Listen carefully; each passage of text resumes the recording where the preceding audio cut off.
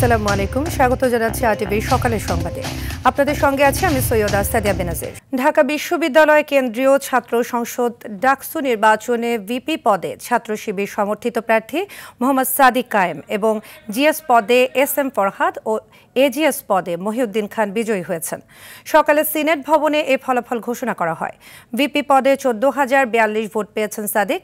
তার নিকটতম প্রতিদ্বন্দ্বী ছাত্রদল সমর্থিত ভিপি প্রার্থী মোহাম্মদ আবেদুল ইসলাম খান পেয়েছেন 5,658 ভোট।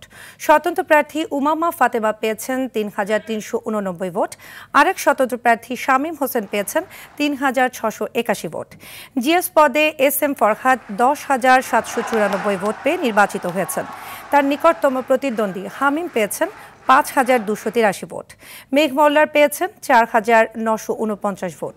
এদিকে নির্বাচনের ফলাফল প্রত্যাখ্যান করেছেন ছাত্রদলের প্রার্থী আবেদুল ইসলাম খান এবং স্বতন্ত্র জোটের প্রার্থী উমামা ফাতেমা। আব্দুল কাদেরও নির্বাচনের ব্যাপক সমালোচনা করে কারচুপির অভিযোগ এনেছেন। ঢাকা ভোট কারচুপির অভিযোগ সন্ধ্যার পর ক্যাম্পাসে আলাদা। আপনারা ইতিমধ্যে আনঅফিশিয়ালি আপনারা রেজাল্ট জেনে গেছেন। আপনাদের হাতে আপনাদের সবার ফলাফল আছে। আমরা আজকে এখানে বসেছি শুধুমাত্র অফিশিয়াল এবং চূড়ান্ত ফলাফল ঘোষণা করার জন্য। আমি আরেকটু যাওয়ার আগে আমার সম্মানিত রিটার্নিং অফিসার মহোদয়দেরকে ধন্যবাদ জানাই।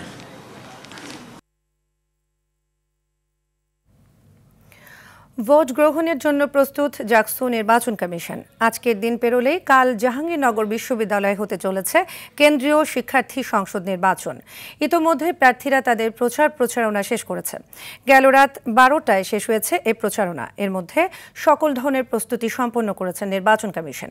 ভোটাররাও অধীর আগ্রহে অপেক্ষা করছেন 33 বছর পর অনুষ্ঠিত হতে যাওয়া নির্বাচনে কাঙ্ক্ষিত ভোটটি তাদের পছন্দের প্রার্থীকে দেওয়ার জন্য। নির্বাচনকে ঘিরে বিশ্ববিদ্যালয় এলাকায় নিরাপত্তা ব্যবস্থা জোরদার করেছে বিশ্ববিদ্যালয় প্রশাসন। সকাল থেকে নিরাপত্তা বাহিনী বিশ্ববিদ্যালয় এলাকায় দায়িত্বে নিয়োজিত রয়েছেন।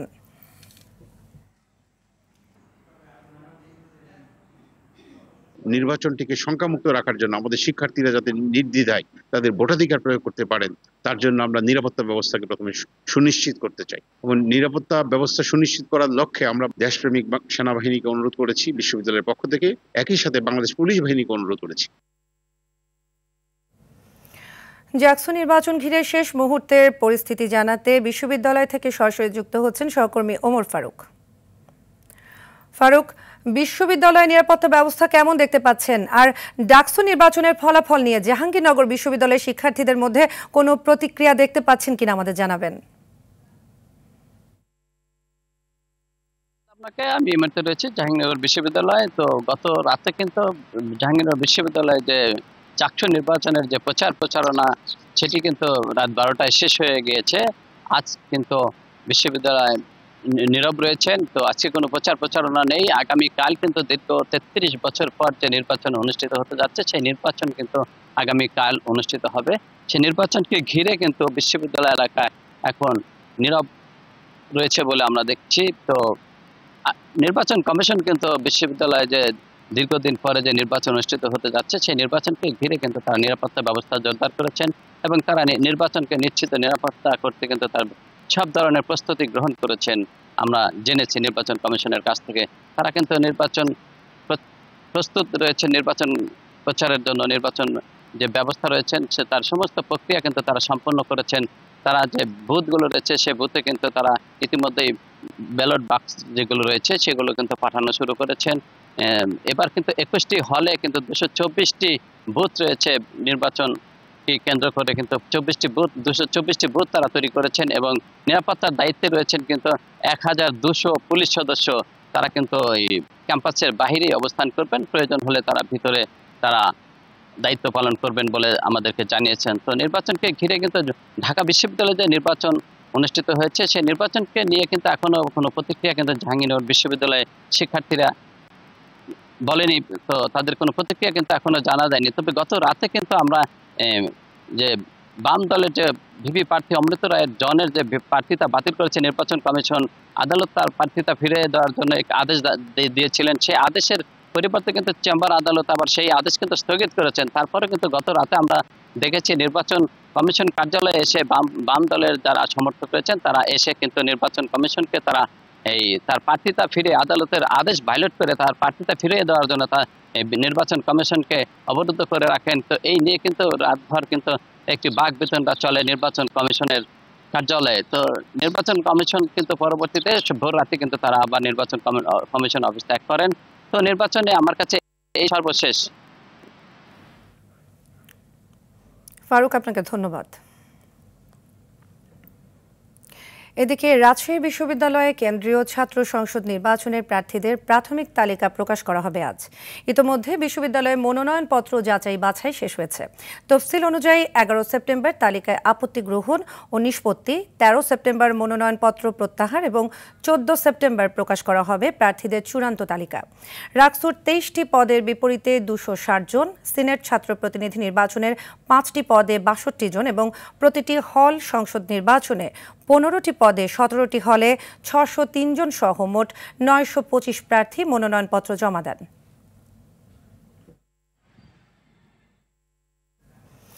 ইসলামী আরবি বিশ্ববিদ্যালয়ে নিয়োগ পরীক্ষার বিজ্ঞপ্তিতে যোগ্যতা মাস্টার্স থাকলেও প্রবেশপত্র দেওয়া হয়েছে একাধিক অনার্স পাশ করা প্রার্থীকে। এর মধ্যে রয়েছে খোদ রেজিস্ট্রার আইয়ুব হোসেনের ছেলেও। জানা যায় 12 সেপ্টেম্বর অনুষ্ঠিতব্য নিয়োগ প্রক্রিয়ায় স্বজনপ্রীতির লক্ষ্যে রেজিস্ট্রারের নির্দেশে দেওয়া হয় এসব প্রবেশপত্র। বিশ্ববিদ্যালয়ের ভিসি অধ্যাপক ডক্টর মোহাম্মদ শামসুল আলম বলেন, যারা প্রবেশপত্র পেয়েছে যাচাই বাছাই করে বাতিল করা হবে। বিস্তারিত জানাচ্ছেন বিল্লাল হোসেন। 20 মার্চ বিভিন্ন পদে জনবল নিয়োগের বিজ্ঞপ্তি প্রকাশ করে ইসলামী আরবি বিশ্ববিদ্যালয়। তবে এসব নিয়োগকে কেন্দ্র করে ভয়াবহ অনিয়মের তথ্য উঠে এসেছে আরটিভির হাতে। নিয়োগের শর্ত অনুযায়ী section officer, law officer, security officer পদে শিক্ষাগত যোগ্যতা অনার্স ও মাস্টার্স। কিন্তু সেই শর্ত পূরণ না করেই লিখিত পরীক্ষার প্রবেশপত্র পেয়েছেন একাধিক প্রার্থী। আরটিভির হাতে আসা নথিতে দেখা যায় সেকশন ও সিকিউরিটি অফিসার পদে মাস্টার্স পরীক্ষার সনদ না দিয়েই পরীক্ষায় অংশগ্রহণের প্রবেশপত্র পেয়েছেন বর্তমান রেজিস্ট্রার আইয়ুব হোসেনের ছেলে সোহাইউল আইয়ুব। শুধু তাই নয়, অভিযোগ আছে নিয়োগ বোর্ডের সদস্য রেজিস্ট্রার একক ক্ষমতা বলে এভাবেই একাধিক প্রার্থীকে প্রবেশপত্র দিয়েছেন। আমি একটা জানতে চাচ্ছি, যাদেরকে আপনার প্রবেশপত্র দিয়েছেন সেটা সঠিক তো? হ্যাঁ, সেই বিষয়টি সঠিক করে দিয়েছে। হ্যাঁ হ্যাঁ। অনুসন্ধানে দেখা যায় ল অফিসার পদে আইন বিষয়ে স্নাতক ও স্নাতকোত্তর ডিগ্রি থাকার শর্ত থাকলেও অন্য বিষয়ের যোগ্যতা দিয়ে পরীক্ষার অনুমতি পেয়েছে জুনাইদ নামের একজন। আবার একই পদে যথাযথ কর্তৃপক্ষের অনুমোদন ছাড়াই প্রবেশপত্র পেয়েছেন অনেকে। এসব অনিয়ম নিয়ে ক্যামেরায় কথা বলতে না চাইলেও ভুল হয়ে থাকতে পারে বলে জানান রেজিস্ট্রার আইয়ুব হোসেন। নিজের ছেলে কিভাবে পেয়েছেন এমন প্রশ্নে রুম থেকে বেরিয়ে যান তিনি। আমার এই বিষয়ে আমি কোনো আলোচনা এখন করতে পারবো না। না, আপনি তো বলেন যে সেটা হচ্ছে আপনি একজন রেজিস্ট্রার, এটা তো অনুমোদনের বিষয় না, যেটা বলে দেবেন ইনশাআল্লাহ। বিষয়টি স্বীকার করে বিশ্ববিদ্যালয়ের ভিসি অধ্যাপক ডক্টর মোহাম্মদ শামসুল আলম মুঠোফোনে বলেন, এসব প্রবেশপত্র বাতিল করা হবে। ফাইনালি কোনো কাজে আসবে না, হয়তো হাজার হাজার ক্যান্ডিডেট তো যাচাই বাছাই করা যাচ্ছে না, এত সময় লাগতেছে, বুঝছেন। আর আপনাদের এটাও মাথায় রাখতে হবে, এখানে এই অভ্যুত্থানের পক্ষের লোক নাই, 99% অভ্যুত্থানের বিরুদ্ধে লোক, আমার লোক নাই। আপনাকে বুঝতে হবে, বিষয়গুলো মাথায় রাখতে হবে। বিল্লাল হোসেন, আরটিভি, ঢাকা। দিনাজপুরের বিরামপুরে চিকিৎসা সেবার একমাত্র ভরসা উপজেলা স্বাস্থ্য কমপ্লেক্স, যেখানে প্রতিদিন 550 রোগী চিকিৎসা নেন। তবে হাসপাতালে অধিকাংশ ডাক্তার পদই শূন্য। চিকিৎসক সংকটের কারণে সেবা দিতে হিমশিম খাচ্ছেন কর্মকর্তারা। বারবার বলার পরেও কোনো সমাধান হচ্ছে না বলে জানান স্বাস্থ্য ও পরিবার পরিকল্পনা কর্মকর্তা। হিলি প্রতিনিধি আব্দুল আজিজের রিপোর্ট, জানাচ্ছেন লামিয়া তানজিন মাহমুদ। দিনাজপুর সদর থেকে প্রায় 60 কিলোমিটার দক্ষিণে বিরামপুর উপজেলা স্বাস্থ্য কমপ্লেক্স। লাখেরও বেশি মানুষের চিকিৎসা সেবার ভরসা এই স্বাস্থ্য কমপ্লেক্সটি। এ কারণেই 50 শয্যা বিশিষ্ট স্বাস্থ্য কমপ্লেক্সটিতে প্রতিদিনই চিকিৎসা নিতে আসেন প্রায় 550 রোগী। 11 জন কনসালটেন্টের বিপরীতে আছেন 2 জন, যাদের সংযুক্ত করা হয় দিনাজপুর মেডিকেল কলেজ হাসপাতালে। 7 জন মেডিকেল অফিসার থাকার কথা থাকলেও আছেন কেবল 1 জন। এছাড়াও চতুর্থ শ্রেণীর অধিকাংশ পদই শূন্য। এমন বাস্তবতায় চিকিৎসা সেবা দিতে হিমশিম খাচ্ছেন কর্মরত চিকিৎসকরা। যদি ডাক্তার থাকতো তাহলে ওই সমস্যাটা হতো না। একটা স্যালাইন দিলে কতক্ষণ সময় লাগে, ওদের তো দায়িত্ব থাকার দরকার।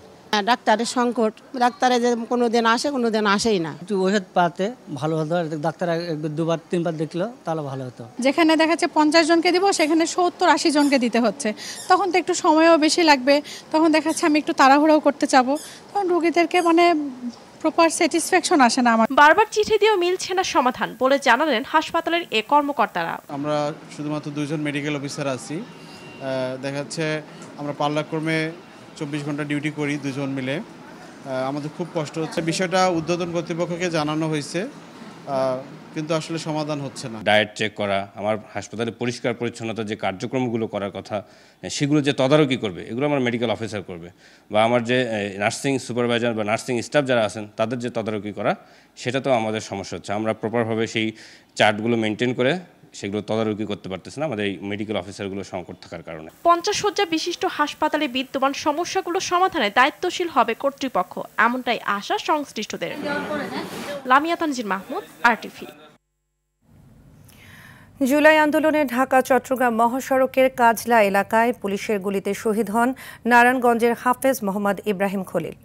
অভাব অনটনের সংসারে বড় ভাইয়ের পাশে দাঁড়াতে অল্প বয়সেই শুরু করেন দর্জির কাজ। 1 বছরে সে হত্যাকাণ্ডের বিচার না হওয়ায় ক্ষুব্ধ স্বজনরা। নারায়ণগঞ্জ থেকে মোহাম্মদ শাহাদাত হোসেন স্বপনের পাঠানো তথ্যচিত্রে আরও জানাচ্ছেন আব্দুল হামিদ। 2024 সালের 19 জুলাই নারায়ণগঞ্জের ঢাকা চট্টগ্রাম মহাসড়কের কাজলা এলাকায় স্বৈরাচার হাসিনার বিরুদ্ধে মিছিলে অংশ নেন হাফেজ মোহাম্মদ ইব্রাহিম খলিল। এ সময় পুলিশের ছোড়া গুলি ইব্রাহিমের মাথায় গিয়ে লাগে। ঢাকা মেডিকেল কলেজ হাসপাতালে নেয়ার পর সেখানে চিকিৎসাধীন অবস্থায় শাহাদাত বরণ করেন তিনি। উনি আমাদের সাথেই ছিলেন, আমরা একসাথে সেই আন্দোলনটি করেছিলাম এবং আন্দোলনের মাঠে থাকার ফলে স্বৈরাচার শেখ হাসিনা পালিয়ে যেতে বাধ্য করেছিলাম আমরা। ইব্রাহিম খলিলের পরিবারবাসী আমাদের নেতা জনাব তারেক রহমান ইতিপূর্বে তাদের খোঁজ খবর নিয়েছেন এবং তার পরিবারের দেখভাল করার জন্য একটা সিদ্ধান্ত তিনি নিয়েছেন। এলোপাতালি পুলিশ গুল্লি ছুড়ে অনেক মানুষ মারা গেছে, এর মধ্যে ইব্রাহিম খলিল একজন, সেও আমাদের সহকর্মী ছিল এবং এই আন্দোলন করতে গিয়ে সে মারা যায়। অভাব অনটনের সংসারের হাল ধরতে লেখাপড়ার পাশাপাশি দর্জির দোকানে কাজ করতেন শহীদ ইব্রাহিম।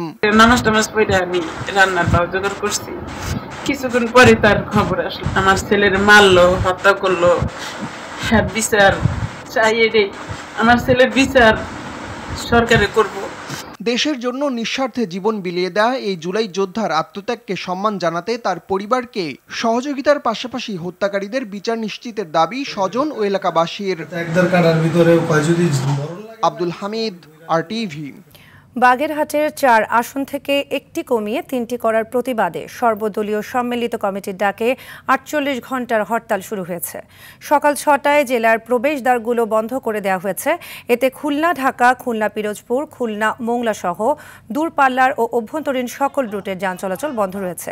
জেলার সরকারি বেসরকারি অফিস, আদালত, দোকানপাট, শিক্ষা প্রতিষ্ঠান, মোংলা বন্দর, EPZ সহ সকল গুরুত্বপূর্ণ প্রতিষ্ঠানের কার্যক্রম বন্ধ রয়েছে। এই রাস্তা দিয়ে রিকশা, ভ্যানও চলতে দেওয়া হচ্ছে না। মোড়ে মোড়ে রাস্তা আটকিয়ে বিক্ষোভ করছে হরতাল পালনকারীরা। এতে ভোগান্তিতে পড়েছে সাধারণ মানুষ। এর আগে একই দাবিতে গেল সোমবার সকাল সন্ধ্যা হরতাল পালিত হয়।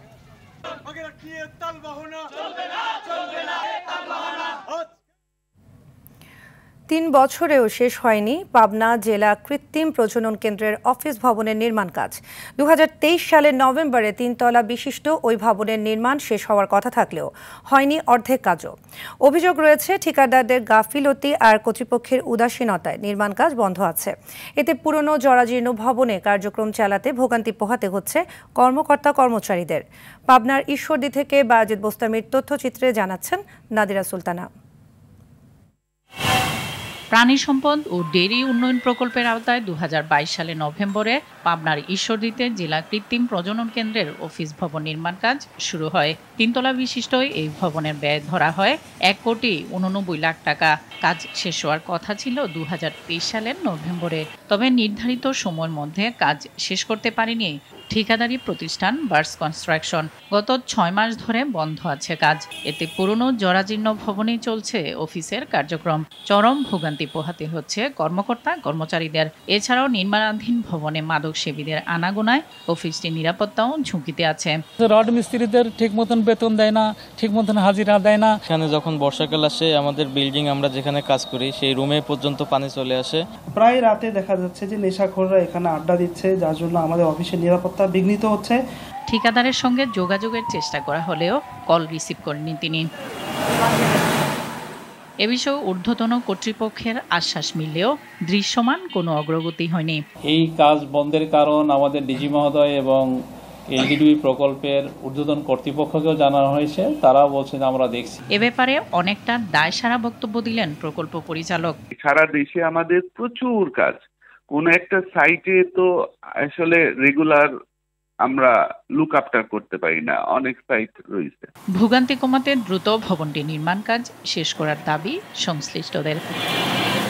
নাদিরা সুলতানা, RTV।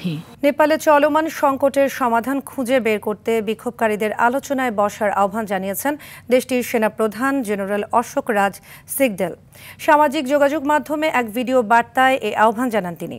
জাতীয় ঐক্য ও ভৌগোলিক অখণ্ডতা রক্ষায় সেনাবাহিনী প্রতিশ্রুতিবদ্ধ বলে মন্তব্য করেন জেনারেল অশোক রাজ। বিক্ষোভে ব্যাপক প্রাণহানি ও সম্পদের ক্ষতি হয়েছে উল্লেখ করে সবাইকে সংযম প্রদর্শনের আহ্বান জানান তিনি। এছাড়া নেপালের বর্তমান পরিস্থিতিকে অস্বাভাবিক উল্লেখ করেছেন সেনাপ্রধান। পাশাপাশি পরিস্থিতি স্বাভাবিক করতে সবার সহযোগিতা কামনা করেন জেনারেল অশোক রাজ সিগদেল। বিক্ষোভে নিহতদের প্রতি সমবেদনাও জানান তিনি।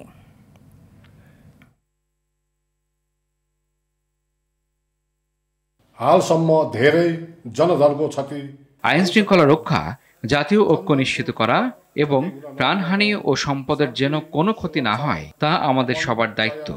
এবং রাষ্ট্রীয় একতা র সদ্ভাব। সকালের সংবাদ এ পর্যন্তই। মধ্যাহ্নের সংবাদ দুপুর 12টায় দেখার আমন্ত্রণ রইল। ধন্যবাদ সবাইকে।